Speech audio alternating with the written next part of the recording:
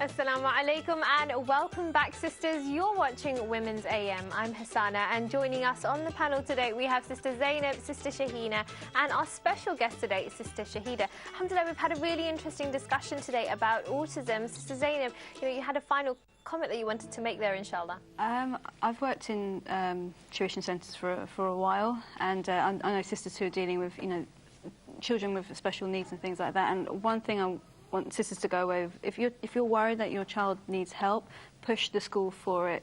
You have to really be on it, otherwise sometimes they don't get the recognition and the help that they need. So just keep going. And even if it's out of character for you to be so pushy, be a pushy parent. Your child will benefit. And of course we know that, we've got an awareness day coming up, don't we, Sister Shahida? That's right, it's Autism Awareness Day. It's celebrated throughout the world, and it's on the 3rd of April.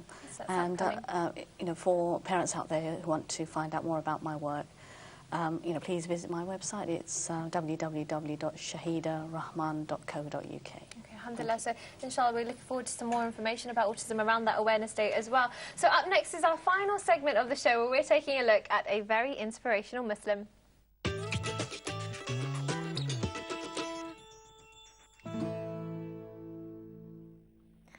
So sisters, today we're looking at someone very, very inspirational, and of course it's Karima bint Ahmed al-Marwaziyya. Sister Zainab, tell us a little bit more about this amazing person. There is so much to say, mashallah. She was basically a muhaddithat, one of the transmitters of the hadith. So she was very famous for teaching the Sahih Bukhari. So the very famous collection of hadith that everyone uses today. She was one of the most famous people in terms of transmitting that to the other people.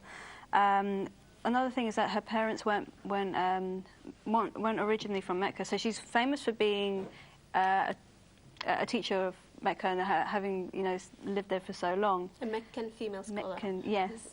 But she's not actually originally from there. They're both from I think, was it Turkmenistan? I think the father's from Turkmenistan. And for me, again, yet another scholar, yet another muhadditha, of our history who has no background in Arabic but came, to have, the highest level of Arabic, the highest level of knowledge.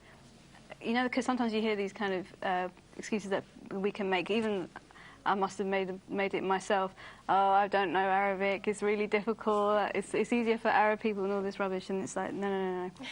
Just plough on and you can be, the level of the sister. It's incredible as well that we see a lot of these scholars coming from that particular area. And subhanAllah, it's amazing to see the kind of spectrum of where these scholars are coming from across the world. And really that's inspirational for us, because it shows that there's a role model there for every single person. Absolutely. So alhamdulillah, it's great to hear about that. I think also she was a female scholar at a time when there was rarely any. I think she was the first female Meccan in Mecca, basically. MashaAllah, which is really, I'm following her, there were many more, but she was one of the rare people at that time.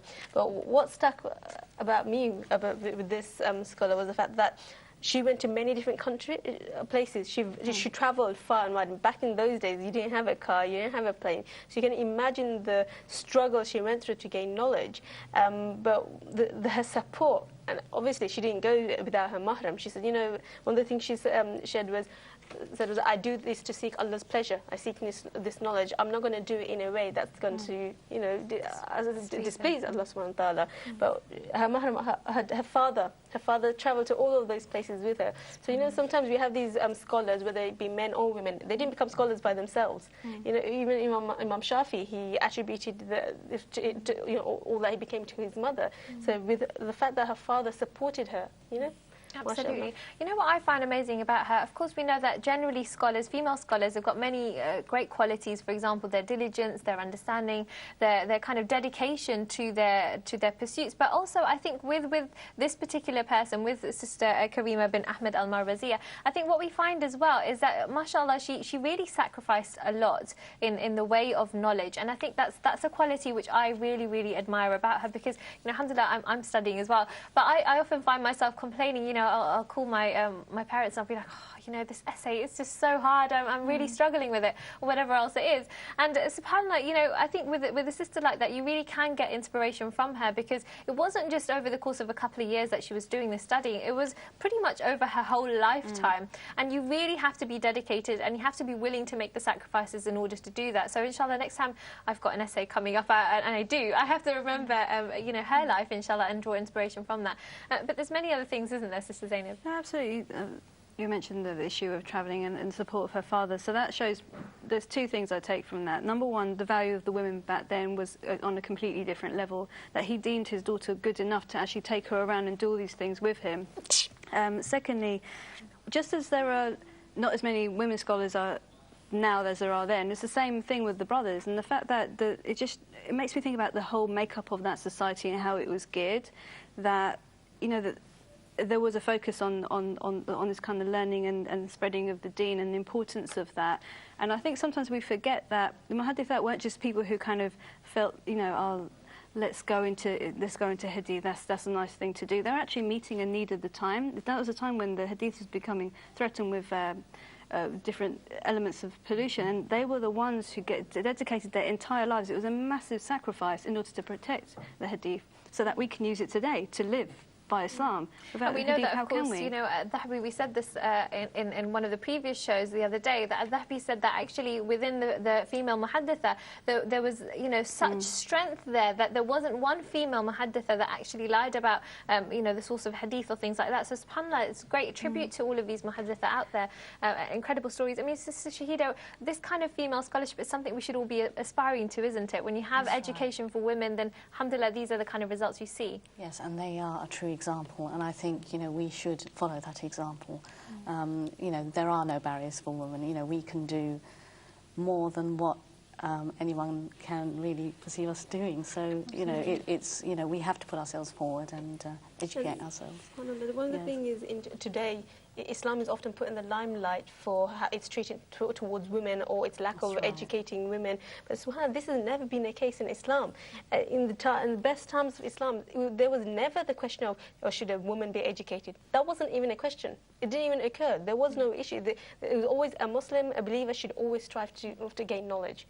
SubhanAllah. And she was known for her high level of character, her application. You know, just her ibadah, like literally living in, you know, in the area of the haram, doing ibadah and teaching. You know, subhanAllah, this is someone who achieved such a high level, and for me, it's so aspirational. It makes you think that there are so many routes for women to take. You know, she chose not to get married. She chose to live this kind of lifestyle, and there are so many things that we can do, and it just makes you want to do more than the usual. Absolutely. There we go. We're feeling very, very inspired, alhamdulillah. Well, we've sadly come to the end of the show, but we are back tomorrow, inshallah, with another packed episode where we'll be taking a look at women and business, so don't miss it. Before we go, here's another reminder about our competition this week.